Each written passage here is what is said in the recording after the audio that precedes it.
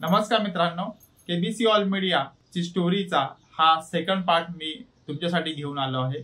खास करून जे माझे व्ह्यूअर आहेत त्यांनी फर्स्ट पार्ट बघितला त्यांच्यासाठी हा सेकंड पार्ट आहे आणि नवीन व्ह्यूअर्स पण फार या व्हिडिओवरती येतायत आणि त्यामुळे आपण ही सिरीज चालूच ठेवणार आहोत। तर तुम्हालाही नेक्स्ट व्हिडिओ जर बघायचा असेल तर कमेंट मध्ये नेक्स्ट व्हिडिओ कमेंट करा, तर त्यासाठी मी तुमच्यासाठी नेक्स्ट व्हिडिओ पण घेऊन येईन। तर आपण आता नेक्स्ट पार्ट हा स्टार्ट करतोय। तर आपण लास्ट पार्ट मध्ये आपण आलतो की हायरिंग बद्दल आलतो। 2 कॅन्डिडेट मी हायर केले होते, तर त्या 2 कॅन्डिडेटला कशा पद्धतीने मी हायर केलं होतं त्याबद्दल आपण डिस्कस करणार आहोत। तर जे 2 कॅन्डिडेट मी हायर केले होते त्यासाठी मी न्यूजपेपरला एक ऍडव्हर्टाइजमेंट दिली होती छोट्या जाहिरातीमध्ये, आणि त्यातनं मार्केटिंग एक्झिक्युटिव्ह पाहिजे म्हणून अशी ऍड मी दिली होती छोट्या जाहिरातीमध्ये न्यूजपेपरला।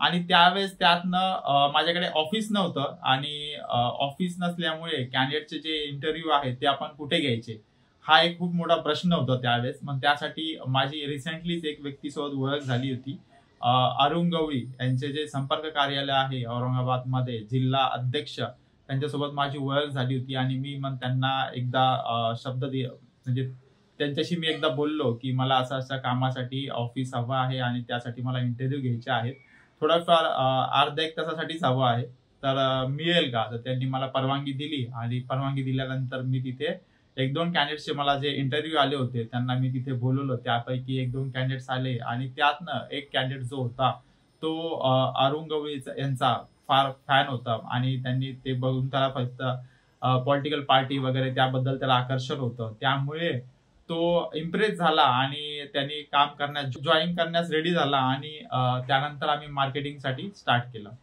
त्यानंतर दुसरा जो एक कॅन्डिडेट होता त्यालाही मला हायर करायचं होतं। अजून एक मला कॅन्डिडेट हवा होता, कारण एक जो कॅन्डिडेट आहे तो किती दिवस आपल्यासोबत काम करेल आणि किती दिवस नाही हे माहिती नव्हतं, म्हणून एकाच्या भरोशावर न राहता दुसरा पण कॅन्डिडेट आपण हायर करावा। त्यासाठी जी ऍडव्हर्टाइजमेंट होती ती चालूच होती न्यूजपेपरला आणि कॉल येत होते, पण ज्या ठिकाणी मी हे इंटरव्ह्यू घेत होतो त्या ठिकाणी मुलं इतके येत नव्हते। त्याचं रिझन काय होतं, तर मी त्या ठिकाणी थोडं आजूबाजूला थोडी चौकशी केली की इथे जॉब कन्सल्टन्सी होती का अगोदर आजूबाजूला कुठे, तर त्यांनी सांगितलं हो एक जॉब कन्सल्टन्सी होती इथे। तर मला कळून चुकलो की इथे एक जॉब कन्सल्टन्सी होती, त्यामुळे इथे भरपूर कॅन्डिडेट जे आहेत इंटरव्ह्यू साठी येत नाहीत। मग त्यासाठी काय करायला हवं हा फार मोठा प्रश्न पडला आणि त्यावेळेस मग मी थोडा विचार करत होतो आणि आज थोडं आपल्याला हसायला येईल, पण थोडा विचार करत होतो त्यावेळेस प्रश्न होता। आणि मग मी थोडा विचार करून बाजूलाच एम्प्लॉयमेंट ऑफिस होतं जिथं आपण एम्प्लॉयमेंटसाठी रजिस्ट्रेशन वगैरे करतो, तर तिथे त्यांचं एक कंपाऊंड होतं आणि तिथे स्पेस होती, हॉटेल वगैरे होतं। तर मग मी काय केलं की जे मला कॉल येत होते त्या कॉलवरती त्यांना मी सांगितलं की तुम्हाला जर इंटरव्ह्यू साठी यायचंय तर तुम्ही एम्प्लॉयमेंट ऑफिसच्या तिथे जे कंपाऊंड आहे तिथे इंटरव्ह्यूला या। तर असं सांगितल्यामुळे काय झालं की त्यांना थोडा अजून ट्रस्ट बिल्ड झाला की बाबा आपल्याला एम्प्लॉयमेंट ऑफिसच्या तिथेच आपल्याला इंटरव्ह्यू साठी बोलवतात कंपाऊंड मध्ये, याचा अर्थ एक मोठी कंपनी असेल आणि आपल्याला एक चांगली अपॉर्च्युनिटी भेटते। मग त्या ठिकाणी परत पुन्हा 2-3 जण आले आणि आल्यानंतर त्यातनं एक जो कॅन्डिडेट होता तो थोडा इम्प्रेस झाला हे बघून सगळं, आणि आपल्याला जो बिझनेस करायचा आहे, मार्केटिंग आहे, तर त्याबद्दलही तो इम्प्रेस झाला आणि तो वर्क करण्यास रेडी झाला। त्यानंतर मीही त्याला हायर केलं कारण त्याच्याकडे चांगला एक्सपिरियन्स होता। इनसायक्लोपीडिया जी कंपनी आहे ती डोर टू डोर जाऊन बुक सेल करते, या ठिकाणी त्याचा एक्सपिरियन्स होता, 3 ते 6 महिन्याचा त्याचा एक्सपिरियन्स असेल। आणि मी त्याला विचारलं की तिथे कशा पद्धतीने ट्रेनिंग दिली जाते, कारण इनसायक्लोपीडियाचे जे बुक्स वगैरे सेल करण्यासाठी माझ्या घरीही एकदा काही टीम म्हणजे त्यांची मार्केटिंग टीम आली होती, त्यामुळे मला माहिती होतं की इनसायक्लोपीडियाची जी मार्केटिंगची टीम आहे त्यांचा जो कॉन्फिडन्स आहे तो खूप हायर लेवलचा आहे आणि खूप चांगल्या पद्धतीने ते मार्केटिंग करतात। हे बघून मग मी त्याला विचारलं की एक्झॅक्ट इनसायक्लोपीडियामध्ये मार्केटिंगचं ट्रेनिंग कशा पद्धतीने देतात। त्यांनी मला सांगितलं रोज मार्केटिंगचं ट्रेनिंग दिलं जातं आणि खास करून त्या मार्केटिंगच्या ट्रेनिंग मध्ये त्यांना रोज सकाळी डान्स करायला लावतात। तर मी विचारलं का त्यांना डान्स करायला लावतात, तर त्यांनी सांगितलं की डान्स केल्याने त्यांचे जे गट्स असतात किंवा त्यांचा जो कॉन्फिडन्स लेवल आहे तो इन्क्रीज होतो आणि त्यामुळे ते कस्टमरला बोलण्यासाठी घाबरत नाही किंवा डोर टू डोर जाण्यासाठी घाबरत नाही, ते कॉन्फिडेंटली डोर टू डोर जातात आणि कस्टमरला कन्व्हिन्स करतात। पॉझिटिव्ह एनर्जी त्यांच्यामध्ये येते, त्यासाठी त्यांना रोज सकाळी ऑफिसमध्ये यावं लागतं आणि त्यानंतर त्यांना डान्स करून प्रॅक्टिस करून त्यांना पाठवलं जातं कस्टमरकडे मार्केटिंगसाठी. तर ही स्ट्रॅटेजी ते वापरत होते. मी इम्प्रेस झालो ते ऐकून आणि मग त्यावेळेस त्याला मी हायर केलं आणि हायर केल्यानंतर आमचं वर्क स्टार्ट झालं मार्केटिंगचं आणि आम्ही तिघेही मार्केटिंगसाठी मार्केटमध्ये जात होतो. तर त्या ठिकाणी ते एक लाईन मध्ये, मी एक लाईन मध्ये आणि तिसऱ्या लाईन मध्ये. तर अशा आम्ही 3 लाईन मध्ये 3 जण डिवाइड होऊन मार्केटिंग करत होतो. अशा ठिकाणी आम्ही मार्केटिंग करताना नियर अबाउट रोज आम्ही शॉपला 80 ते 100 शॉपला आम्ही व्हिजिट करत होतो तिघं मिळून. आणि व्हिजिट करताना आम्ही जे कस्टमर आमच्यासोबत रेडी होत होते त्यांना आम्ही तर लगेच त्यांचं पॅकेज आम्ही त्यांना सेल करत होतो. आणि जे कस्टमर रेडी होत नव्हते किंवा ते बोलण्यासाठी चांगले होते आणि पुढे चालून आमचे कस्टमर होतील अशा लोकांसाठी आम्ही एक ऑफर ठेवली की त्यांना आम्ही फ्री मध्ये ऍड देत होतो किंवा त्यांना सांगतो की तुम्ही नंतर पेमेंट करा, अगोदर तुमची ऍड आम्ही डिस्प्ले करतो आणि तुम्ही पेमेंट नंतर करा.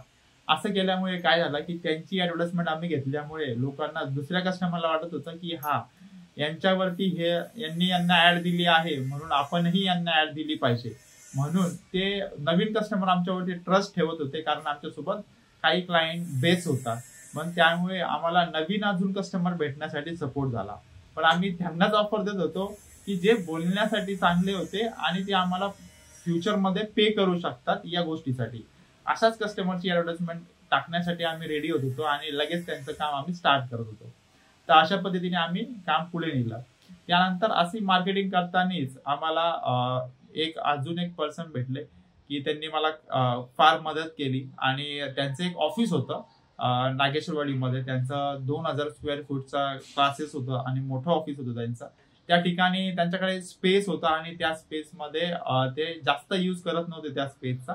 पण त्यातनं त्यांनी मला सांगितलं की तुम्हाला जर ऑफिस करायचं असेल तर तुम्ही इथे ऑफिस करू शकता. त्यापैकी काही स्पेस जो तुम्हाला हवाय तो तुम्ही घ्या आणि ऑफिस स्टार्ट करा. तुम्हाला हवं तेवढं रेंट तुम्ही पे करू शकता स्टार्टिंगला. पेमेंटचा काही इश्यू नाही, तुम्हाला जेवढं जमेल तुम्ही तेवढं पे करा. आणि त्यांनी अशी ऑफर दिल्यामुळे मग थोडंफार जाणं येणं केलं मी आणि त्यानंतर मग ती ऑफर मी ऍक्सेप्ट केली आणि तिथे ऑफिस स्टार्ट केलं. ऑफिस स्टार्ट केल्यानंतर त्या सरांनी मला फार मदत केली आणि फार वर्ष माझं ऑफिस तिथेच होतं आणि आजही ते सर माझ्या सोबत कनेक्टेड आहेत आणि गुरु समान त्यांनी मला मदत केली, वेळोवेळी गाईड केलं, मार्गदर्शन केलं बिझनेससाठी. कारण त्यांच्याकडे ऑलरेडी एक्सपिरियन्स होता, त्यांनाही फार दिवसापासून एक्सपिरियन्स होता बिझनेसमध्ये. त्यामुळे त्यांचं मार्गदर्शन फार मला मोलाचं ठरलं आणि त्यांच्यासोबतच मी तिथे काम स्टार्ट केलं आणि ऑफिस माझं स्टार्ट केलं आणि तिथे मार्केटिंग आम्ही स्टार्ट केली. मार्केटिंग करत असताना ते जे 2 कॅन्डिडेट्स मी हायर केले होते त्यांनी काही दिवस माझ्यासोबत काम केलं, 2 ते 3 महिने, 3-4 महिने लगभग त्यांनी माझ्यासोबत काम केलं आणि त्यानंतर त्यांनी रिझाईन केलं आणि एज्युकेशन करायचं ठरवलं. त्यापैकी जो फर्स्ट कॅन्डिडेट होता तो राजकीय पार्टी बघून तो माझ्यासोबत इम्प्रेस झाला होता किंवा जे पॉलिटिकल ऑफिस होतं ते बघून तो इम्प्रेस झाला आणि त्यांनी काम स्टार्ट केलं होतं.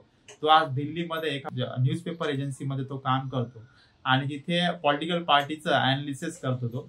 आणि दुसरा जो कॅन्डिडेट होता तो लॉजिस्टिक मध्ये पुण्यामध्ये मोठ्या कंपनीमध्ये मॅनेजर लेवलला काम करतो. आता त्यांनी रिसेंटली लास्ट इयर मध्ये त्याचा स्वतःचा एक बिझनेस स्टार्ट केला. त्यांनी मला कॉल केला होता त्याबद्दल की बिझनेस स्टार्ट करतोय म्हणून.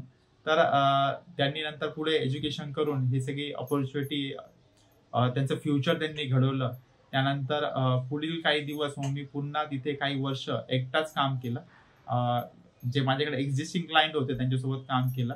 मध्यंतरी पुन्हा मी काही टीम हायर केली आणि पुन्हा पुढची जी स्टोरी आहे तुम्हाला मी शेअर करेल. जर तुम्हाला नेक्स्ट स्टोरी ऐकायची असेल मध्ये टाईप करा नेक्स्ट स्टोरी, मग मी नेक्स्ट स्टोरी घेऊन येईल. थँक्यू.